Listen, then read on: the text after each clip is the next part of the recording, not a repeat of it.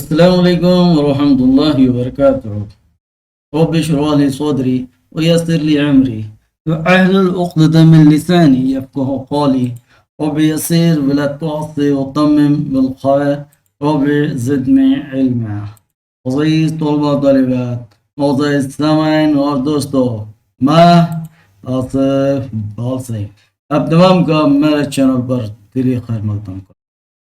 پیارے بچوں، دوستو، اصناف سخن میں آج ہم جس صنف سخن کے متعلق معلومات حاصل کرنے جا رہے ہیں وہ کون سی ہے؟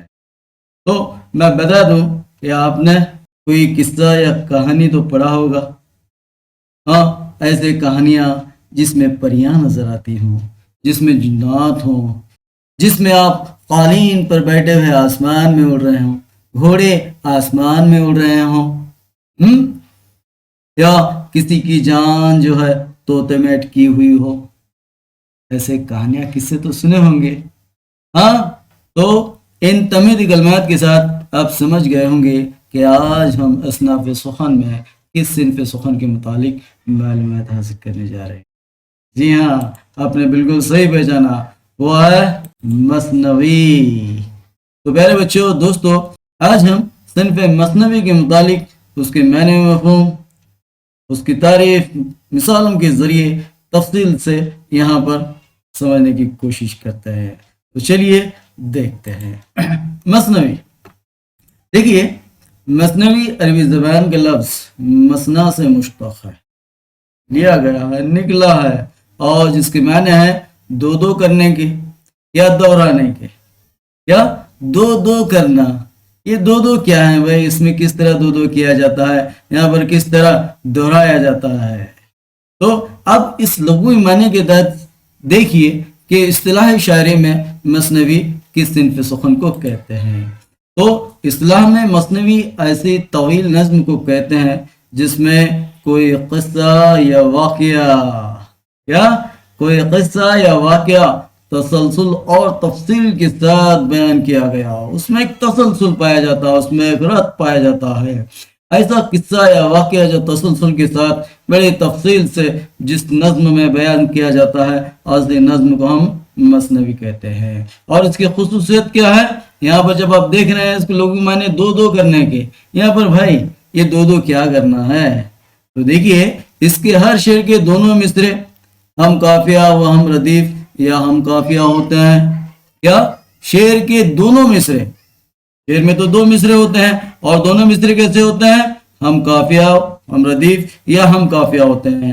اور ہر شعر کے بعد یہ خصوصیت آپ یاد رکھیے کہ ہر شعر کے بعد قافیہ بدلتا رہتا ہے.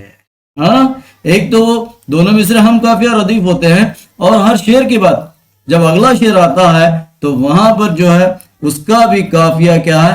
بدلتا رہتا ہے. یعنی جتنے اشعار لائے جائیں گے اتنے قافیے یہاں پر بدلے جائیں گے. اور دو ہم قافیہ مصروں کی مناسبت اس صنف کو کیا کہا گیا ہے؟ مثنوی کہا گیا ہے. یعنی دو کرنے کو کہا گیا ہے، یعنی دہرانے کو کہا گیا ہے. سمجھ میں آ رہی نا بات؟ تو اس شعر مثنوی ایسی صنف کو کہیں گے جس میں کسی قصہ یا واقعہ کو تسلسل کے ساتھ بیان کیا جاتا ہے، اور اس کے ہر شعر کے دونوں مصروں میں کیا ہے؟ ہر شعر کے دونوں مصرے ہم ردیف و قافیہ ہم قافیہ ہوتے ہیں، اور ہر شعر کے بعد کیا ہے؟ قافیہ بدلتا رہتا ہے. ایسی صنف کو ہم کیا کہیں گے؟ مثنوی کہیں گے. ہاں، تو یہاں پر اس کی ایک مثال دیکھیے. دیا شنکر نسیم کی ایک مشہور مثنوی گلزار نسیم کے اشعار یہاں پر ہم دیکھتے ہیں. کیا؟ یا رب میرے خامے کو زبان دے، منقار ہزار داستان دے، افسانہ غلے بقا ولی کا، افسوں ہو بہار عاشقی کا، ہر چند سنا گیا ہے اس کو، اردو کی زبان میں سخن گو. جیسے ہم نے مثنوی کی جو خصوصیت دیکھی، ایک تو اس میں یہاں پر غلے بقا ولی کا قصہ، طویل قصہ بیان کیا گیا ہے، اور دوسری جو اہم خصوصیت ہے کہ اس کے ہر شعر کے دونوں مصرے ہم ردیف و قافیہ ہوتے ہیں. اب یہاں پر دیکھیے، زبان داستان دے، یہ زبان داستان قافیہ ہو گیا، ردیف یہاں پر دے آگا. اسی طرح یہاں پر بقا ولی اور عاشقی جو ہے اگلا جو شعر ہے اس میں بھی ردیف و قافیہ لگا ہے، یہاں پر کو اور گو قافیہ لائے گئے ہیں۔ اور دوسری خصوصیت ہم نے یہ دیکھی کہ ہر شعر کا یہاں پر قافیہ بدلتا ہے۔ تو اس شعر میں جب ہم دیکھتے ہیں زباں داستاں، یہاں پر زباں اور داستاں ہم قافیہ ہیں، جبکہ یہاں پر قافیہ بدل گیا ہے، یہاں پر بقاولی اور عاشقی قافیہ آ گیا ہے۔ اسی طرح اس تیسرے شعر میں جب دیکھتے ہیں کو اور گو قافیہ یہاں پر بدل گیا ہے۔ تو مثنوی ایسی صنف جس میں کسی قصہ یا کہانی یا واقعے کو تفصیل کے ساتھ تسلسل کے ساتھ بیان کیا جاتا ہے، اور اس کے ہر شعر کے دونوں مصروں میں دو کرنے کے یعنی دونوں مصروں میں کیا ہوتا ہے، ردیف و قافیہ لایا جاتا ہے، اور اگلا جو آتا ہے اس میں قافیہ بدل جاتا ہے۔ تو ایسی صنف سخن کو ہم کیا کہیں گے، یہاں پر مثنوی کہتے ہیں۔ اور یہ صنف نثر کی مشہور صنف داستان کی شعری شکل ہے۔ اگر اس کی نثری شکل ہم دیکھیں گے وہ داستان ہو جائے گی، داستان میں بھی جو ہے ہمیں اسی طرح کے قصے کہانیاں نظر آتے ہیں، واقعات نظر آتے ہیں، اور داستان ہی کی طرح اس میں دوسری دنیا کی خیالی باتیں یعنی آسمان کی باتیں، گھوڑوں پریوں جنوں کی باتیں، پریوں کی کہانیاں، جادو اور جنگ کی باتیں جو ما فخل فطرت کردار پر مشتمل ہوتے ہیں، وہ تمام باتیں جس طرح داستان میں بیان کی جاتے ہیں۔ اور داستان کی اگر شعری شکل ہم دیکھیں گے تو وہ ہمیں یہاں پر مثنوی میں نظر آتی ہے۔ اور مثنوی کیا ہے، ایک بیانیہ صنف ہے، بیانیہ صنف، اس میں قصے در قصے بیان ہوتے رہتے ہیں، ایسے صنف کو ہم مثنوی کہتے ہیں۔ مثنوی میں جب ہم اشعار کی تعداد دیکھتے ہیں، یہاں پر اشعار کی تعداد کوئی متعین نہیں ہے، اور اس کے متعلق امداد امام اثر اپنی تصنیف بحرستان سخن میں لکھتے ہیں، یہ اشعار کی تعداد پر لکھتے ہیں کہ مثنوی میں اشعار کی تعداد معین نہیں ہے، ممکن ہے کہ 4 شعر کی مثنوی ہو کہ 4 لاکھ کی۔ کیا بات، یہاں پر جو اشعار کی تعداد کے متعلق کہا جا رہا ہے کہ اس میں اشعار کی تعداد کوئی معین نہیں ہے، متعین نہیں ہے، یہاں پر اس کا کوئی حد بندی نہیں ہے، وہ مثنوی جو ہے 4 شعر کی بھی ہو سکتی ہے اور 4 لاکھ اشعار کی بھی ہو سکتی ہے۔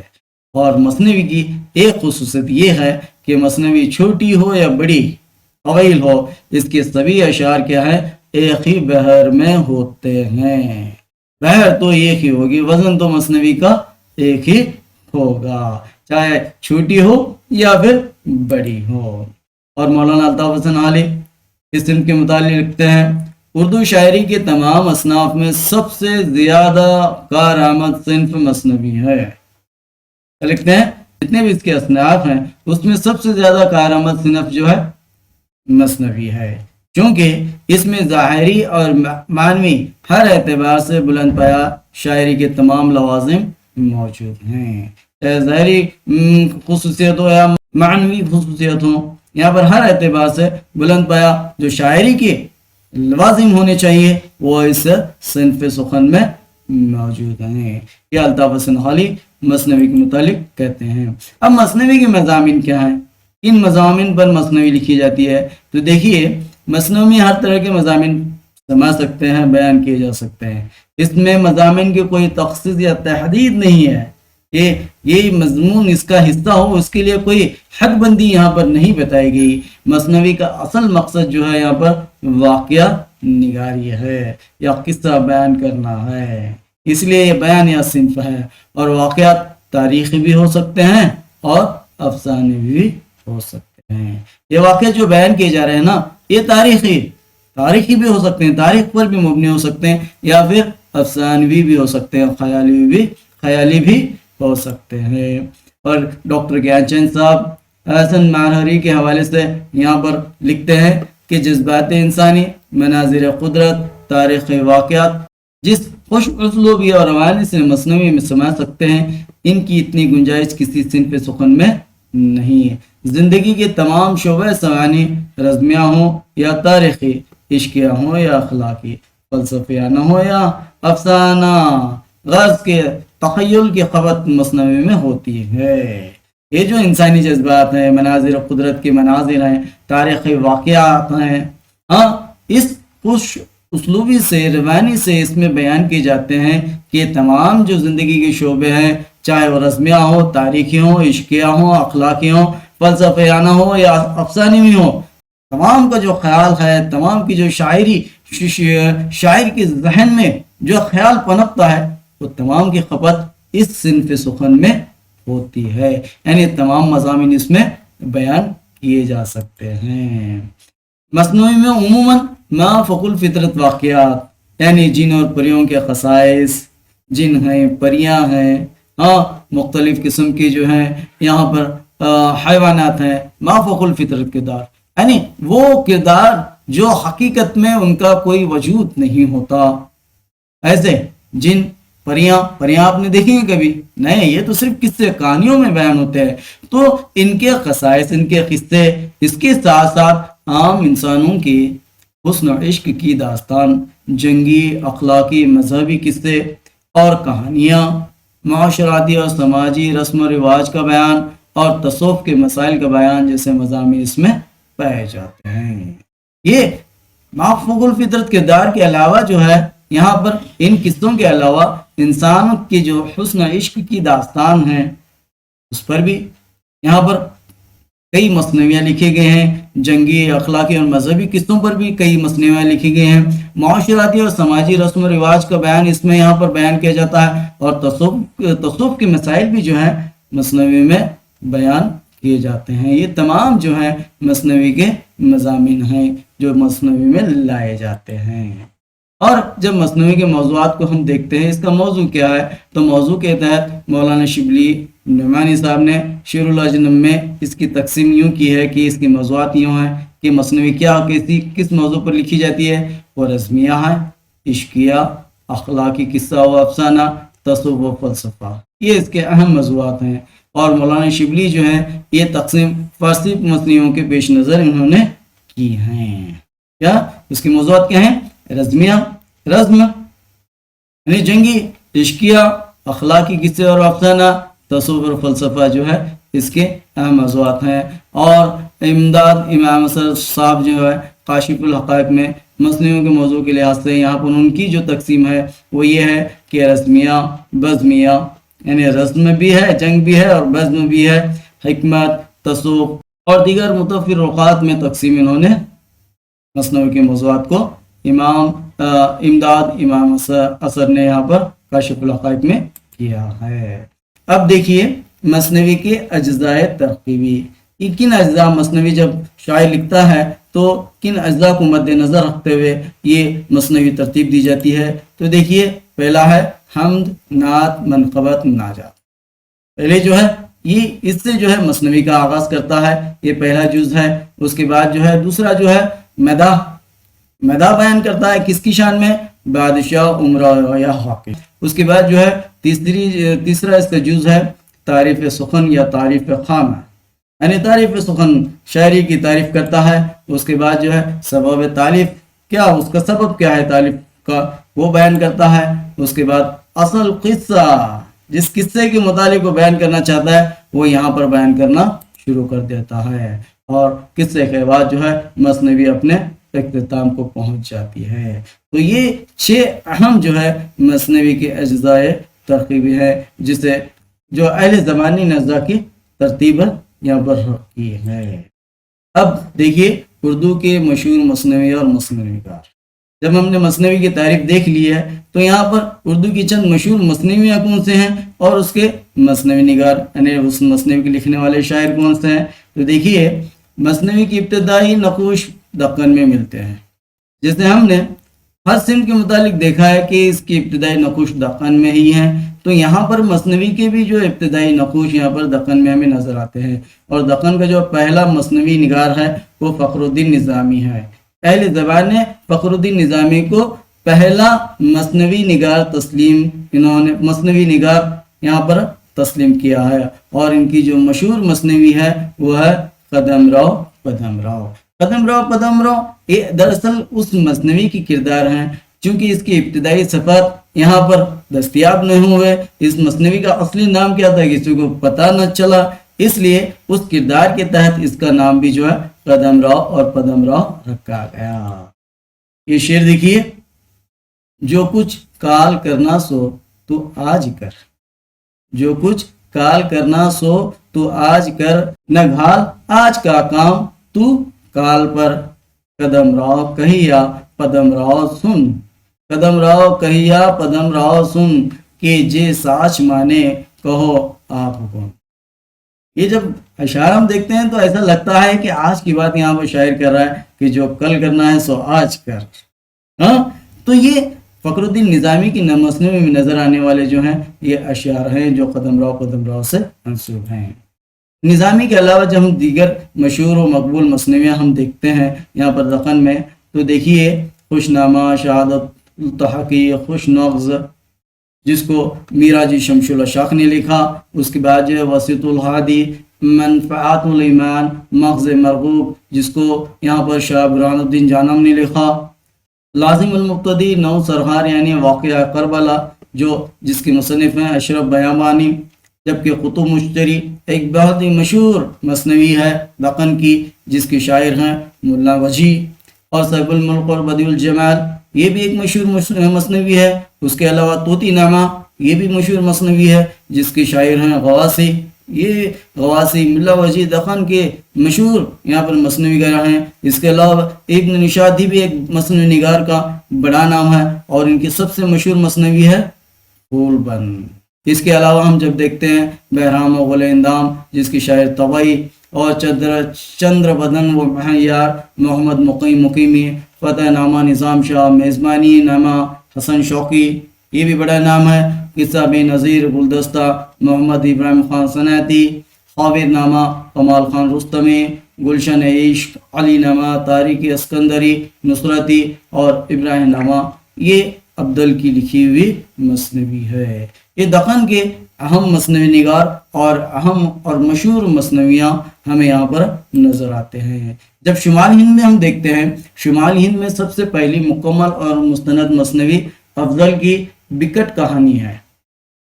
بکٹ کہانی یہ شمال ہند کی پہلی مستند مثنوی جس کو یہاں پر مانا گیا ہے، اور یہ ایک 12 ماسہ ہے، 12 ماسہ یعنی جس میں ایک عورت کے یہاں پر اپنے درد و کرب کا 12 ماہ میں جو ہے جس طرح وہ اپنے درد و کرب کو بیان کرتی ہے اس کو یہاں پر بیان کیا گیا ہے۔ اس مثنوی میں تقریباً 300 اشعار ہیں۔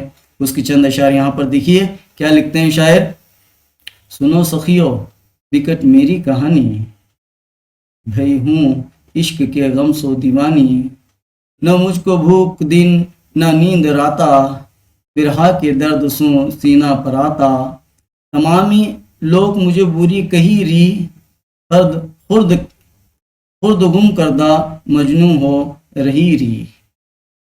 تو یہاں پر جب دیکھتے ہیں کہانی دیوانی دونوں، جیسے ہم نے مثنوی کی خصوصیت میں دیکھا کہ اس کے ہر دونوں مصروں میں کیا ہے ردیف و قافیہ جاتا ہے، اور اگلے شعر میں ردیف و قافیہ یعنی قافیہ بدل جاتا ہے۔ یہاں پر کہانی دیوانی یہ یہاں پر اس پہلے شعر میں دونوں ملایا گیا، جبکہ یہاں پر قافیہ بدل گیا راتا پھر آتا، جبکہ اس میں ری کہی رہی ری یہ جو ہے ردیف و قافیہ لا گئے ہیں۔ تو اس طرح بکٹ کہانی سے ہی جو ہے مثنوی کی جو خصوصیت ہے جو اس کے اشعار میں لائی جاتی ہے وہ قائم ہمیں نظر۔ افضل کے بعد شمالی ہند کے جو مشہور مقبول مثنویاں اور مثنوی نگار ہیں ان کو بھی ہم ایک نظر دیکھ لیتے ہیں کہ ظفر زٹلی کی جو اہم مثنویاں ہیں: ظفر نامہ اور اورنگزیب، شاہ عالمگیر، بادشاہ غازی در صفت پیری، اس کے علاوہ طوطی نامہ یہ میر ظفر زٹلی کی اہم مثنویاں ہیں۔ جبکہ شاہ زہیر الدین شاہ حاتم کی مثنوی میں ہم جب دیکھتے ہیں مثنوی قہوہ، مثنوی حقہ، مثنوی سرابہ، ساقی نامہ یہ ان کی قابل ذکر مثنویاں ہیں۔ جبکہ میر تقی میر کی اہم مثنویاں ہم دیکھتے ہیں: خواب و خیال، معاملات عشق، دریائے عشق، جوش عشق، اعجاز عشق اور حکایت عشق جو ہیں یہ میر تقی میر کی اہم مثنویاں ہیں۔ جبکہ خواجہ میر اسر جو خواجہ مردرد ایک بہت ہی صوفی جو عظیم شاعر ہیں ان کے چھوٹے بھائی ہیں، ان کی مثنوی بھی جو ہے خواب و خیال یہ اہم مثنویاں ہیں۔ اس کے علاوہ جب ہم شمالی ہند میں آگے دیکھتے ہیں، شمالی ہند میں مثنوی نگار میں جو سب سے بلند شاعر جو ہمیں نظر آتا ہے وہ میر حسن ہے۔ میر حسن کے کلیات میں ہمیں 11 مثنویاں ملتے ہیں، جس میں رموز العارفین، گلزار ارم اور سیر البیان یہ طویل مثنویاں ہیں، جبکہ قصاب کی نقل، خلافات کی نقل، دو احمد دوستوں کی نقل، مثنوی شادی، در تہنیت عید، قصر جواہر، خان نعمت، حجو حویلی وغیرہ جو ہیں یہ مختصر مثنویاں ہیں۔ اور ان مصنوعوں میں جب دیکھتے ہیں، ان مصنوعوں میں سب سے جو مشہور مصنوعی ہے، میر حسن کی ہو یا اردو زبان کی ہو، وہ ان کی مشہور مصنوعی ہے ساحر البیان۔ یہ صرف میر حسن کی ہی نہیں بلکہ اردو کی بھی بہت مشہور مصنوعی مانی جاتی ہے۔ میر حسن نے سیر البیان میں انسان کی نجی اور عوامی جذبات و احساسات دونوں کی خوبصورت عکاسی کی ہے۔ جب اس سیر البیان کو ہم مصنوعی دیکھتے ہیں، انسان کی نجی اور عوامی جذبات کیا ہیں، نجی جذبات، عوامی جذبات و احساسات، یہ اس مصنوعی میں بڑے خوبصورت انداز میں انہوں نے پرویا ہے۔ چند شعر یہاں پر دیکھیے۔ کوئی دیکھ یہ حال رونے لگی، کوئی دیکھ یہ حال رونے لگی، کوئی غم سے جی اپنا ہونے لگی، کوئی رکھ کے زیر نخندہ چھڑی، رہی نرگس آسا کھڑی کی کھڑی، رہی کوئی انگلی میں دانتوں کو داغ، کسی نے کہا گھر ہوا یہ خراب۔ یہاں پر جب دیکھتے ہیں کہ انسانی جذبات کیا ہیں، رونا دھونا اور اس کے کسی کی تعریف میں بیان کرنا، دانتوں میں انگلیاں چبانا، یہ ساری جو ہیں انسانی جذبات و احساسات ہیں جو اس مثنوی سیر البیان میں ہمیں نظر آتے ہیں۔ میر حسن کے بعد جب مثنوی میں جب دوسرا نام، اہم نام دیکھتے ہیں، وہ دیا شنکر نسیم کا آتا ہے۔ یہ مثنوی کی دنیا کا ایک اہم نام ہے، اور ان کی جو مثنوی ہے گلزار نسیم، یہ دبستانی لکھنؤ کی سب سے عظیم اور نمائندہ مثنویوں سے ایک ہے۔ لکھنؤ کی شعراء میں جب دیکھتے ہیں نا، دیا شنکر نسیم کا ایک بڑا نام ہے۔ یہ مثنوی پہلی بار 1844 عیسوی میں شائع ہوئی۔ اس مثنوی کے علاوہ تحفہ مجلس صلاحالدین بھی ان کا ایک اہم کارنامہ ہے۔ جب ہم دیا شنکر نسیم کی جو مثنوی ہے گلزار نسیم، اس مثنوی کو دیکھتے ہیں، یہاں پر اہل زمان نے دیا شنکر کی مثنوی گلزار نسیم کو جو ہے میر حسن کی جو مثنوی ہے نا ساحر البیان، اس کے ہم پلہ قرار دیا ہے، اس کے ہم پلہ سمجھا جاتا ہے۔ جس طرح ساحر البیان ایک اپنا مثنوی میں ایک مقام رکھتی ہے، ایک مشہور مثنوی ہے، اسی طرح اسی زبان و بیان کی کیفیت کو بیان کرتے ہوئے گلزار نسیم کو بھی یہاں پر ایک اہم مثنوی قرار دیا گیا ہے، اور دونوں کو جو ہے ہم پلہ یہاں پر سمجھا جاتا ہے۔ جدید دور کی مثنوی اور مثنوی کاروں میں ہم دیکھتے ہیں محمد حسین آزاد ہیں، الطاف حسین حالی، یہ دو نام ہمیں قابل ذکر نام ہیں۔ اب جب ان کی مثنویوں کو دیکھتے ہیں، یہاں پر محمد حسین آزاد کی جو مشہور مثنویاں ہیں وہ ہے شب قدر، صبح امید، حب وطن، یہ جدید دور کی مثنویاں ہیں۔ اور اس کے علاوہ جو ہے الطاف حسین حالی کی جب مثنوی میں دیکھتے ہیں، یہاں پر برقرار ہوتا ہے ان کی مشہور مثنوی، اور یہ مثنوی پہلی مرتبہ لاہور کے مشاعرے میں 1874 عیسوی میں پڑھی گئی، جہاں سے یہاں پر جدید شاعری کا بھی آغاز ہوتا ہے۔ اس برقرارت کے علاوہ نشاط امید، حب وطن، مناظر رحم و انصاف، مثنوی تعصب و انصاف، مثنوی کلمت الحق، مناجات بیغا وغیرہ جو ہیں یہ الطاف حسین حالی کی دیگر شاہکار مثنویاں ہیں۔ یہ ہیں اردو کی اہم مثنویاں اور مثنوی نگار۔ پیارے بچوں، دوستو، میں امید کرتا ہوں کہ آج آپ نے مثنوی کے متعلق بھرپور معلومات حاصل کی ہوں گی، تفصیل سے معلومات حاصل کی ہوں گی، اور یہ ویڈیو بھی آپ کو بہت پسند آئی ہوگی۔ تو ویڈیو دیکھنے کے لیے آپ کا تمام کا میں تہ دل سے شکریہ ادا کرتا ہوں، اور گزارش یہی کہ آپ اردو ادب کے متعلق اس طرح کی معلوماتی ویڈیو دیکھنا چاہتے ہیں تو ہمارے چینل کو سبسکرائب کریں، سبسکرائب بھائی، اور آل بٹن پر کلک کریں، تاکہ جب بھی کوئی میں نئی ویڈیو اپلوڈ کروں نا فوراً اس کی آپ کو نوٹیفیکیشن مل جائے، یعنی آپ جیسے میں اپلوڈ کروں گا آپ کو اس کی نوٹیفیکیشن مل جائے گی۔ اور تمام دوستوں اور چاہنے والوں میں اس کو شیئر کریں، اور پسند آئے تو لائک کا بٹن بھی ضرور کلک کریں، اور اپنے جو خیالات ہیں ان کو کمنٹ باکس میں ضرور یہاں پر اپنے خیالات کا اظہار کریں. تو پھر اگلی ویڈیو میں ملاقات ہوگی ایک نئی صنف سخن کے ساتھ. تب تک اس ناچیز کو اجازت دیجیے. السلام علیکم. اللہ حافظ.